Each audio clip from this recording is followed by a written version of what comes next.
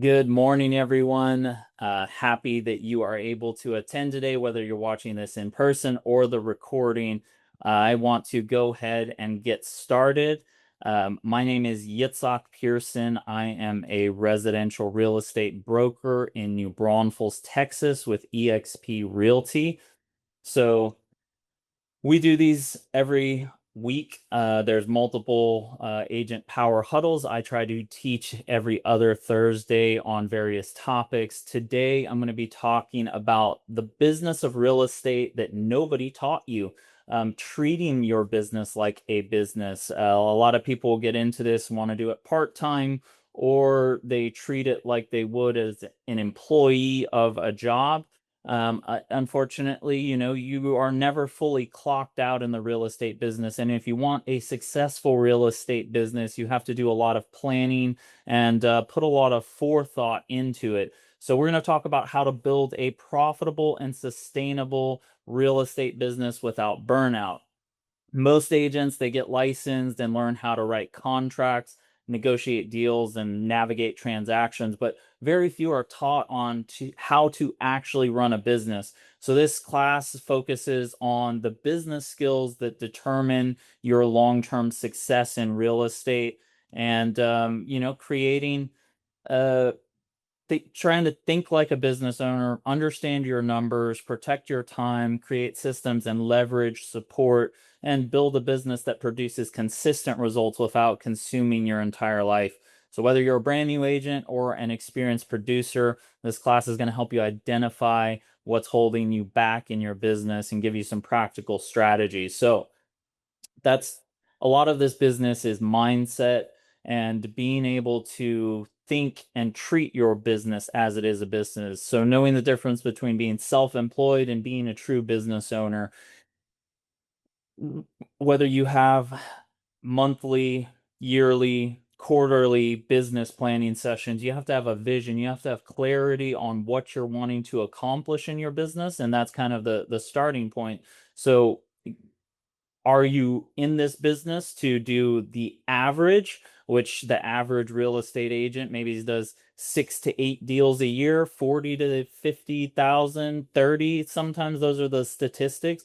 And around 70 to 75% of agents over the last couple years have done zero transactions. That's a national statistic. So really narrowing in, do you want to have a thriving business? Do you want to just do a couple deals here and there? And that's fine if you want to do that. If your goal is to just do a couple deals, then you can do that. But if you're wanting to be a top producing agent, if you're wanting to have a level of life that you have the freedom of your time to do what you want, when you want, with who you want, then you need to take a little bit more time to plan out what you're doing. So some of the things that I've learned over the last 5 years, and a little bit more about me. I've just been verified with Real Trends. I did about 13.25 million last year. I'm in the top 250 agents with eXp Realty in the United States, and so I have a little bit of understanding on what I'm talking about. When you have to have a calendar. That's going to be one of the first things that I recommend. When I first got in the business, I knew that in order to have a sustainable business, I had to have an active calendar. And it doesn't mean you just do things to be busy. It's building relationships. This is a relationship business. So whatever task you choose for your lead generation, I chose social media and in-person networking. So I put on my calendar, I was going to networking events, 3 to 5 times a week when I first started. I was meeting with real estate related professionals, whether it was lenders, title companies, inspectors. You want to build relationships before you need them. You want to know what their professional reputation is, because that reflects your professional reputation. So being able to build those relationships so that when you do have a client, that you are able to connect to them and you're able to vouch for that business partner. So on your calendar, putting activities, lead generating activities, money producing activities that are going to pay dividends over time. And you have to realize that there's a lag time from when you put in the efforts until you see the results. And there's also a cascading effect where it's the efforts you put in now may show up 90 days, but you still got to keep putting in the efforts every day. So making sure that your calendar has activities on it. Mine, I blocked off every week to make a YouTube video. I have a newsletter that's I do every week, and that's scheduled on my calendar. I'm also able to put my calendar link out there for the public to be able to book time with me for a 15-minute call, a Zoom or phone call at any time. And I have had people, my biggest clients came from booking off of my calendar on YouTube. So making sure that you're very consistent with your calendar for your life. And that also goes into having somewhat of a work-life balance. You need to prioritize what's important to you with your family and your health, fitness, all of those things that put those in your calendar first and work your business around your personal life so that you're not just you're not neglecting your family or your health, you're prioritizing that. That's one of the things that I highly recommend for a successful business owner, entrepreneur. You have to prioritize and fill your cup first from your relationships and your health, and then that the more you work on those things, the more it's going to transfer to your business, the more productive you are going to be in your business, and it's going to help you avoid that burnout from just working consistently. My goal is not to work 7 days a week.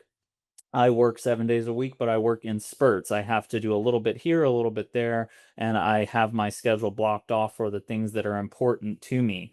So the next thing I want to talk about is knowing your numbers. I'm a very analytical spreadsheet type of person. So if this isn't you, you can find we have AI, we have ChatGPT, we have a team. If whether you're at a brokerage or a solo agent, there's always options to understand your numbers better and your inputs and your outputs. So what are you taking in as far as like learning? Take some classes on getting better at your business and where your leads are coming from, how the conversion rates. Like I know that internet leads are about a 1 to 5% conversion rate. That means I got to go talk to 100 people, texting or calling them or following up with them in order to get 1 to 5 deals. That didn't make sense to me. That wasn't what I wanted to do. So I focused on going and talking to people and making videos. Videos, I make them once and they're out there working for me 365 days a year, 24/7. So making one video was able to expand the reach that I had and build a brand, which we'll talk a little bit more about. So understanding where your efforts are best spent. And then when you're starting out, you have to do a lot of things yourself because you don't have the funds, the money to be able to pay somebody else to do it. But as you grow your business, you have to constantly be evaluating what your dollar per hour is worth. So if you take last year's gross income, say it was $420,000 divided by $2,000, but divided by 2,000 hours, your hourly income is $210 an hour. Now, this may seem, a little bit far out of reach, but figure out what your gross income was divided by 2,000. That equals the amount your hourly rate without the holidays baked into it. So a great book that I recommend is Dan Martell's book, Buy Back Your Time. So being conscientious of your time and your calendar, and then knowing what your hourly rate is. And at a certain point, there's this kind of meeting, there's a point where you have to start paying other people. You have to start delegating so that you keep refocusing your time back on the highest producing activities, the things that are going to make you the most money. And it's just this kind of teeter totter of, okay, I made a little bit of more money. I need to see what I can hand off, what I can delegate to buy back more of my time so that I can do the things that I love, spend time with my family. Because I mean, none of us got into this business to work 24/7. The goal is to have freedom of our time. That's what most agents say when you ask them, why'd you get into real estate? Freedom of time and more money.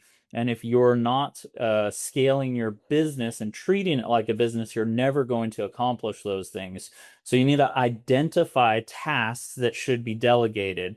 Apply the principles, get Dan Martell's book, read books. That's one thing that I have done. If you don't have it built into your schedule or create a habit, listen to podcasts, audiobooks, read books on how to improve your life and your personal growth and development in your business.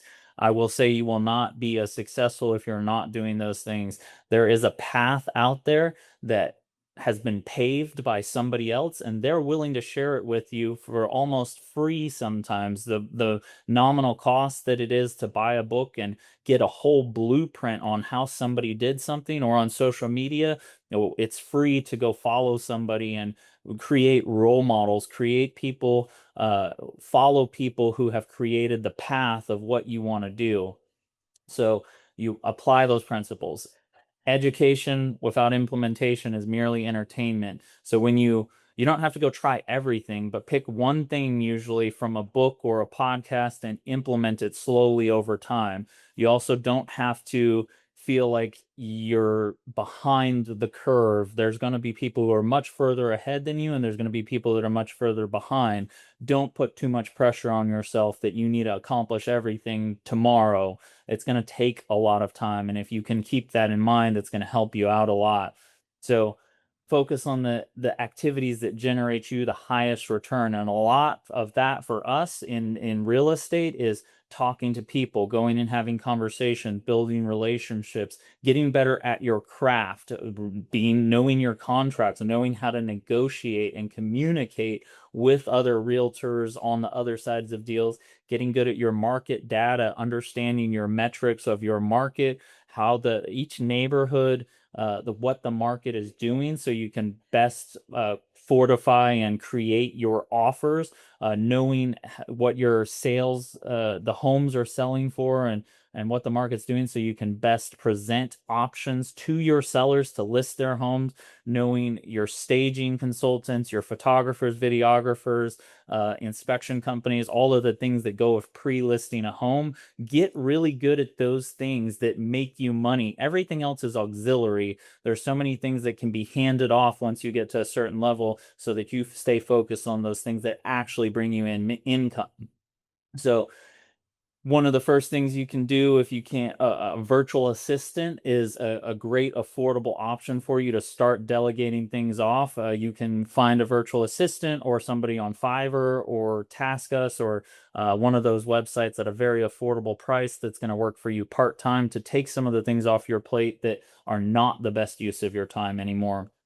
And then systems create freedom. So you want to start creating systems. The more you do things, take some time, 1 hour a week, put it on your calendar to break down what you do repetitively every single week. If you're sending the same emails, if you're asking the same questions with clients, create a buyer intake form, a seller intake form, create email templates, realtor introduction email templates that are going to be say the same things over and over, where you copy and paste, or you send a link that your clients fill out and it gives you the information, and then you have your virtual assistant, or you put that into your CRM.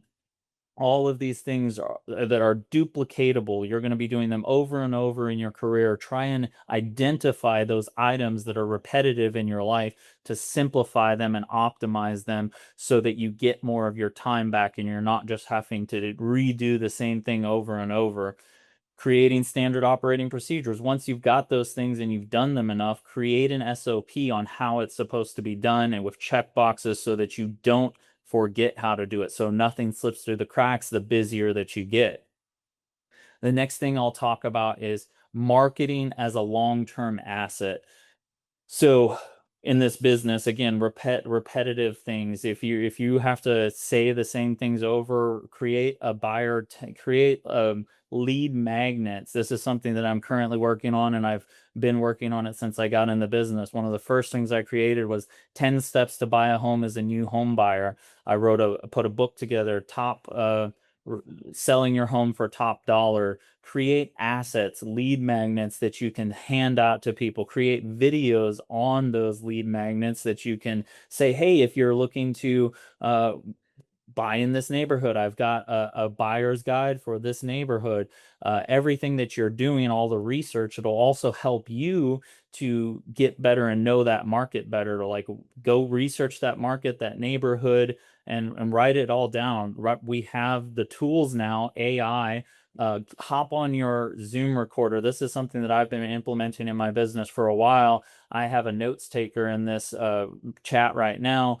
Hop on, go in, talk about the neighborhood, record yourself talking about the neighborhood, and then AI will give you a summary, and there you've got one piece that you can already turn into a lead magnet, and then you can turn it into a blog post, and then afterwards you can read that and make a quick video about it to turn it into a video you can post out to tell people, hey, if you want to know about this neighborhood, here's the lead magnet. So video newsletters, been doing a weekly newsletter for over 4 years. Every week I show like a video of me. I usually put it in there. I get usually my recommended podcast, my recommended book of the week, an event going on in the week, and an article. And so create a newsletter, another touch point, your Google business profile. Create that, your website, make sure you're asking for reviews. All of these things are building your full online digital resume that's going to keep your business thriving. It's like casting a net that brings back in all of your fish, the clients, people who are going to be researching you. They're going to see that you're in business. You're not just a part-time agent. You have a business, you have a brand. So reviews, those are highly important. Once you get a review, blast it out there. Use Canva, create multiple pieces of content to disseminate out everywhere you can. And then consistency. So consistency around your visibility compounds over time. And widen your time horizon. Again, don't think that it's going to happen overnight. But you keep building and building, and you have all of these pieces that grow, that come together. And then on the business side of this, you want to start building your board of directors. So your tax professionals, through that networking, through going out there, keep your ear open for somebody to help you with your taxes. Learn that, take classes on that. What can you write off? If the more money you start making, I always say with different levels comes different devils.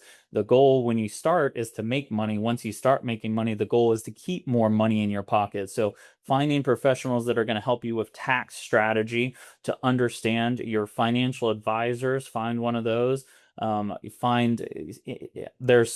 want a marketing expert, you want a financial expert. If you're going to do real estate investing, find somebody who's good at that you can use as a mentor or to help you on deals.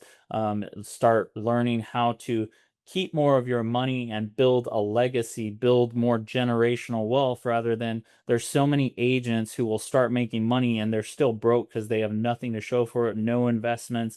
They're losing it all to taxes. They just don't understand how a business works. So outside of just real estate, go to seminars for business, learn from other business professionals, hire a coach. All of these things are going to be part of what creates a successful business for you. So to avoid burnout, some of the common mistakes is that, agents don't set enough boundaries and they don't delegate. They think that they're going to do everything better than somebody else, or they feel like they need to do it all, or they care too much and they're there too much for their clients, or they don't vet the clients well enough, and they end up with clients who are more troublesome and more stress, and you end up losing commissions, you end up spinning your wheels. So getting really good about your intake process and vetting your clients, and that also ties into building your brand. You want a brand that is going to attract people who vibe with you, who are similar to you, who have integrity, whatever you want. Think about your ideal client, like even write it out. Get to know who your avatar is of the person that you want to work with. If you want downsizers or upsizers, first time home buyers, luxury, start creating your brand that attracts the clients that you want so that you're not in constant conflict with your clients. You want to try to avoid that as much as possible. Those are things that are going to lead to burnout.